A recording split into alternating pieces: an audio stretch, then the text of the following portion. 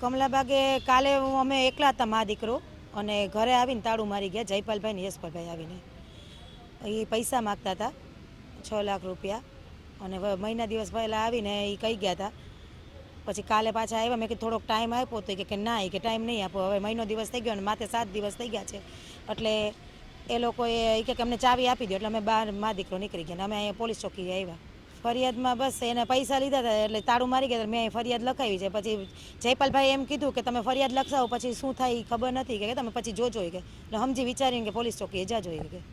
ફરિયાદ જયપાલભાઈ યશપાલભાઈ એના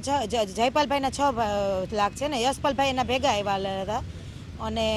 ભોજાભાઈ દેવાભાઈ